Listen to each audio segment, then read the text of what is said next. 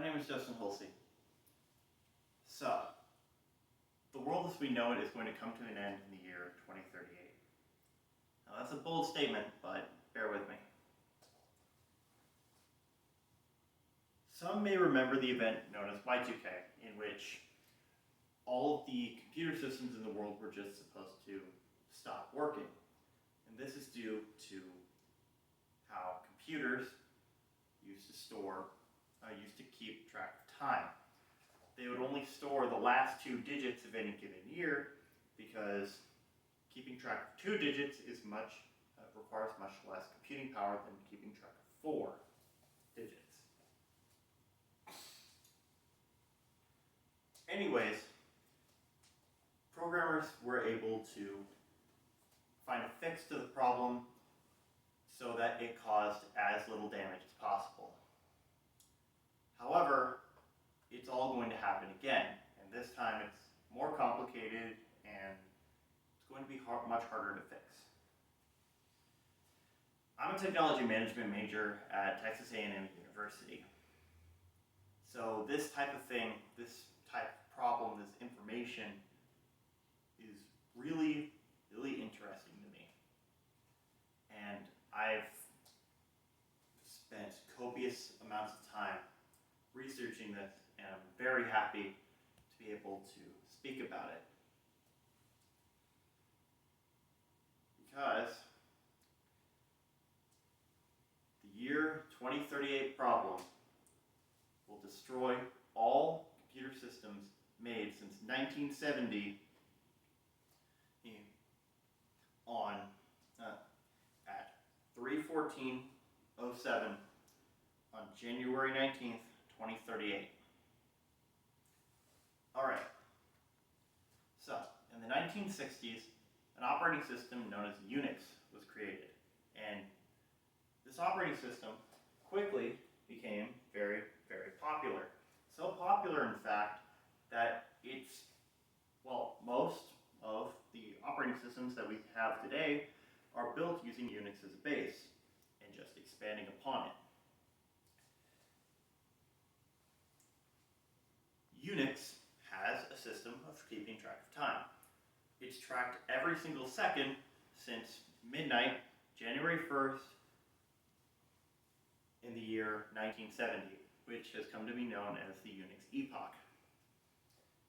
It stores that time as a 32-digit binary number. It stores this time this way, using that point as a reference in order to keep a standardized time across all machines and systems, as can be displayed here. Now, when a binary number becomes too large in a computer, which in this case just means that it'll become larger, it'll just become 32 digits, it inverts on itself, as can be seen here. So, essentially, according to the year 2038 problem.com, the counter built into Unix will invert at 3/14/07 UTC on January 19th, 2038. It'll go from that time, 1 second, all the way back to December 13th, 1901, the next second, which obviously is not how time works.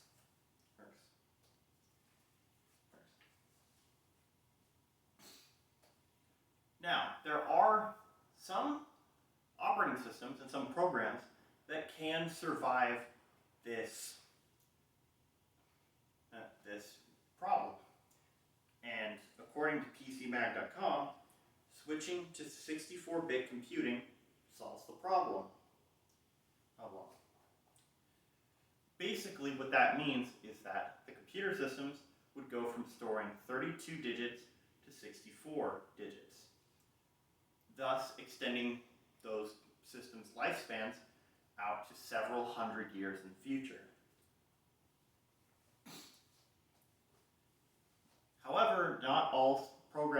systems can be saved this way.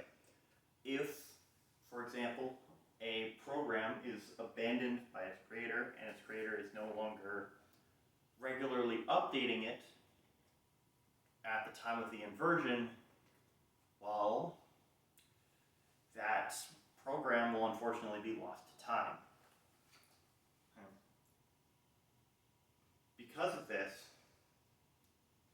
programmers need to constantly be updating their programs, and they need to update their programs to 64-bit if they want them to survive past the year 2038. If they don't, if they don't, many problems can occur.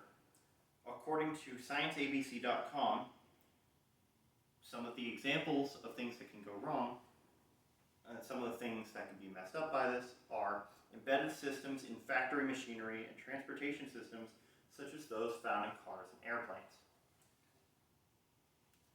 So basically